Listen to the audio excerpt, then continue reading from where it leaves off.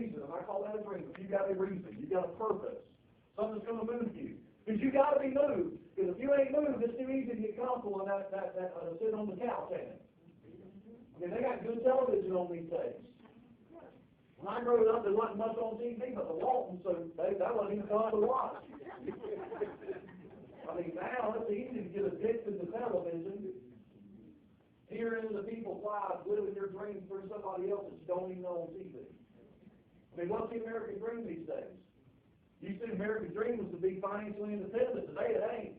You go to work and you work with people that you didn't choose to work with. You didn't hire them folks. Somebody else chose who you were going to work with. The government knows that the people they choose are bunch of negative. They say nasty people. Not all of them, but you didn't choose them. I promise you, if you could pick who you're going to work with, you would not surround yourself with the people you surrounded with now, would you? So by the time you deal with all that negative all day long and all that whining and complaining, by the time you get home, the last thing you want to do is talk to anybody. Your spouse is there to give you a hug, you're like, get out of the way. Your children, Daddy, I'll get to you in a minute. Right now, Daddy just got to go settle down. You go in there to the lounge, to your den, your TV room. And you go in there and you flop down in the chair. One of them lazy boys. Ever lazy boys in Tallahassee? I ain't talking about the kids, I'm talking about the chairs. There's the chairs with a stick shift. Sit down there and grab the handle, shifts it from straight up, straight down, it turns into an L and it stands for loser. You sit there and watch television. People catching crabs. Crab people.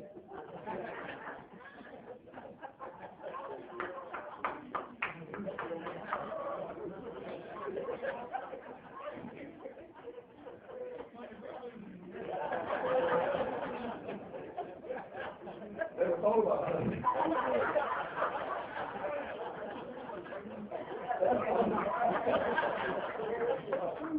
I don't know what to say to that one, too, but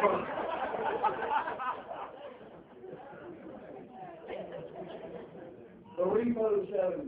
How many of them are in a bad economy when they got 9 television programs on TV about repossessing people's cars? The tree cutter down the people. I don't know what you call that show. You know what it's called? Action. I seen one episode, there was a fella had a big old gun about as big as me, and he was trying to hold it up or something. He kept making go, let's go, or something. He was like shooting his gun. I said, Lord, turn the television off. There's something wrong with these people. Next night, flipped the channel, and a bunch of people with no teeth jumping out of a boat on top of alligators, and one of them screaming, shut up, shut up, shut up. I'm like, this is what people come home to. I unplugged all the cable boxes and throw them away. That's the American dream for a lot of people right now. And you know it's unfortunate because that sidelines everything. I'm telling you this, I'm telling you, you can have something that you want to accomplish, and if you got the right vehicle and you're willing to do something about it, you're willing to take some action, you can go out there and achieve anything you want to. But you got to know what it is that you want. You know, some of you it's just to get out of debt. Some of you it's to own your house by yourself without having a partner call the bank. Some of you ladies want to increase your fashion level. Start wearing some red bottom shoes, Louie, Louie, Wooey, whatever his name is. You know? Some of you guys just want to wake up and go through a 24-hour period without ever having money go through your head. Can you imagine a day in life without ever thinking about money? Because most of the time we spend our entire day making decisions based on money. I've been to get in trouble, but I won't do this. Guys, I ain't never been a woman, so I can't talk to y'all about this, but guys, how many of you guys, how many of you men, not women, how many of you men are married? Raise your hand for me. I want to see what y'all, I want to see what y'all look like. Oh my. Just as I suspected.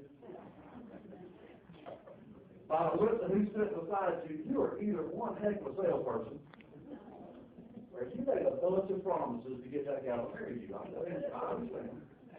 And you probably remember some of them. And you didn't mean no harm by it. You weren't trying to lie. It was an accidental lie. I'm fixing to break the man code with this. But y'all remember, guys, baby, marry me and I'll show you the world. Y'all remember? 10 years into your marriage, you're like, uh-oh, this ain't working out.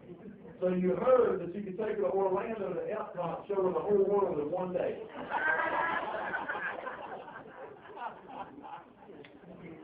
Guys, maybe it's living up to some of those commitments we made, right? I'm not being a full-time mom with that, but that'd be pretty cool. Anybody? 3 people raise their hand. I didn't know if you know them preachers that much. Come on now. It's like it's crazy. The thing about being a full-time mom with that is you could choose how much time you spend with them. Yeah. I'm not just picking them up from school. I'm just picking them up from school every afternoon. That'd be cool. I'm not picking them up to something they actually want to get in. So many people kill me. I'm talking to them and I'm like, it's crazy. My kids get held after every day. No, they don't. They're not held after. They're hiding around the corner behind a concrete pillar till all their friends are gone so they don't see it climb in that thing you drive in. You know, with the smoke billowing out of it, you turn it off, it keeps running. They don't want to come get in that time. They just having something that you go pick them up in that they want to get in. My grandbabies come to live with me, and I want to make sure when I go to get my grandbabies, I want to make sure they want to get in.